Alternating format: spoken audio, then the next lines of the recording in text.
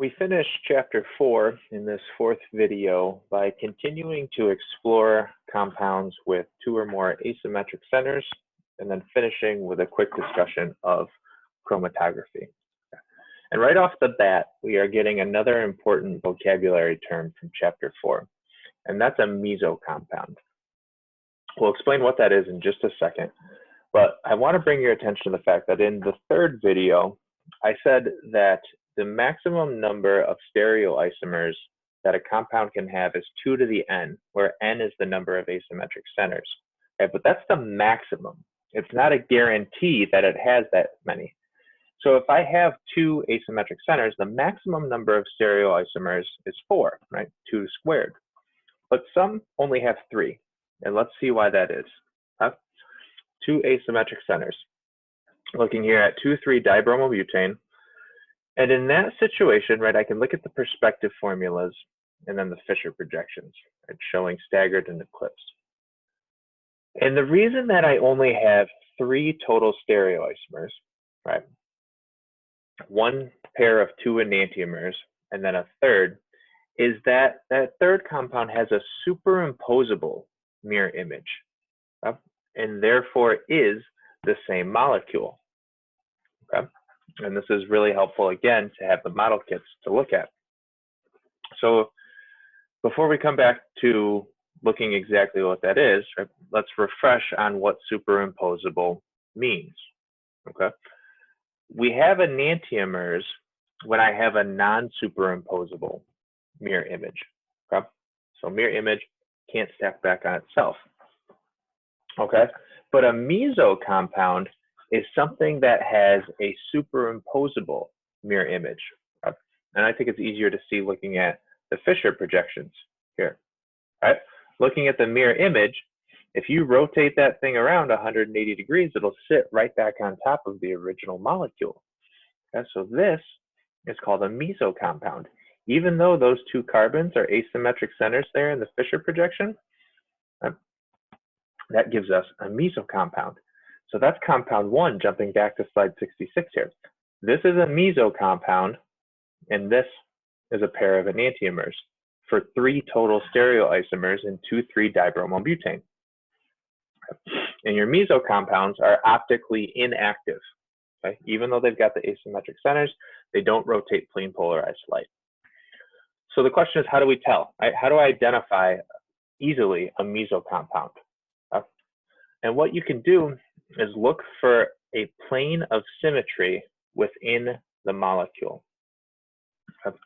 So notice if I were to cut the molecule in half, right here, it's totally symmetrical, looking at the Fisher projection, or this way, looking at the perspective formula, it's a total plane of symmetry. And that is an indication that you have a meso compound,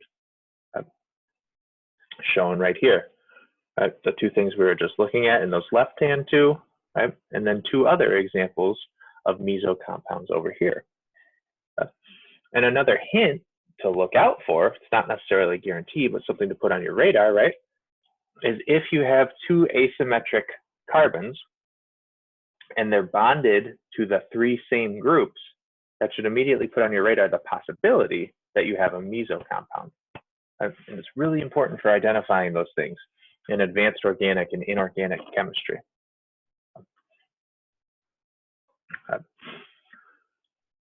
So to summarize all that, right, hopefully what you've picked up on in these slides already, if you have a compound with 2 asymmetric centers, and those asymmetric centers are bonded, the slides here are saying to the same 4 groups, considering the carbon itself to be part of a group, you're going to have 3 total stereoisomers, 1 meso compound, and then another pair of 2 enantiomers. So 3 total stereoisomers. Now, we always have to keep our cyclic structures in mind. Okay? So if I meet all those criteria and I have a cyclic structures, it's always going to be your cis stereoisomer that is the meso compound. Because thinking about it this way, for example, right, cis is the only way that you get a perfect plane of symmetry and end up getting a superimposable mirror image. If it's trans, then you have a pair of enantiomers. But again, always just quickly check plane of symmetry there, plane of symmetry going right here. If you've got a plane of symmetry, you're not going to have a chiral molecule overall. It's going to be optically inactive. That brings us to nomenclature. I kind of alluded to this in the previous video. It's the same exact steps for naming things R and S that we talked about earlier. Now we're just applying it to each of the asymmetric centers. Okay? So I look at my asymmetric center right here, okay, as I go from group 1 to 2 to 3 in order of priority. It's going counterclockwise. Priority 4 is on the dashed wedge. So, okay, that must be S. And looking over here, right, going from 1 to 2 to 3, it's going counterclockwise, but priority 4 is not on the dashed wedge, so that means it's R. So I name that by saying it's 2S, 3R, and all of that goes in parentheses, just like before, 3-bromo-2-butanol. And here you've got a Fisher projection showing the same idea. What I have on slide 74 into 75 is a series of structures for practice. You've got the lecture slides that are available to you on Blackboard. All right, take a look at these. For each of them, identify the asymmetric centers and then think, right, is it S or is it R? Paying attention to where priority 4 is for both the perspective formulas and the Fisher projections. And you can check yourself on those answers. And here's some additional slides for practice as well. I strongly encourage you to make sure that you can quickly identify things as R or S, because that will help you with the nomenclature. And you should also be able to identify planes of symmetry to identify meso compounds. You should also know that physical properties of enantiomers are the same. So notice right here, right, RR and SS, right? So that's a pair of enantiomers, exact same physical properties. Okay, but diastereomers are different. Remember, that's the relationship between things that aren't enantiomers from the previous video. Diastereomers have different physical properties. Enantiomers are the same. One other idea to touch on at the end of the chapter here, we've only been looking at carbon as being an asymmetric center, but we can also have it on nitrogen and phosphorus as well. Okay, for nitrogen specifically, it has to be a quaternary nitrogen, right? It has to be bonded to 4 groups. And for phosphorus, we often see that with 5 bonds, but if phosphorus has a double bond to oxygen in this case, that's an exceptionally stable bond. We'll talk about that in organics too with the Wittig reaction. But again, 4 different groups. There we can have phosphorus as a asymmetric center. Okay? If I have a lone pair on nitrogen and I don't have my 4 groups, then I can't separate out my enantiomers because we have a phenomenon known as a mean inversion. Okay? It's a rapid interconversion between the lone pair at the top and the lone pair at the bottom. And it's something that happens readily at room temperature. So kind of like an umbrella. You've got your normal umbrella, and then on a windy day, it might invert. It's kind of the same idea that's going on there. A mean inversion doesn't let you separate out different enantiomers if you have a lone pair on nitrogen. So it would only be if we have 4 groups on nitrogen or phosphorus. So that brings us to why these things are important. I alluded to this all the way at the beginning of the chapter. Pirality is significant in the human body. Right? Just like a right-handed glove only fits your right hand, or your earphones only fit one ear. Receptors in your body are often chiral. They will only bond one enantiomer. In the best case scenario, the other enantiomer is inactive, but they can have off-target effects as well. They can even have different tastes just by varying in 3D. Okay, looking at carbone here.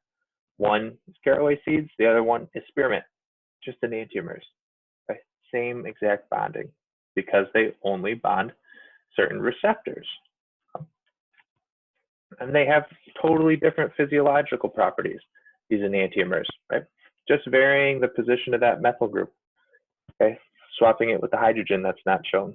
You go from Vicks vapor inhaler to methamphetamine, clearly different physiological activities. That's something we alluded to in Gen Chem. So how do I separate them out if I only want one enantiomer? It's challenging to do, right? And it's a big part of process chemistry. Because for enantiomers, your physical properties are the same.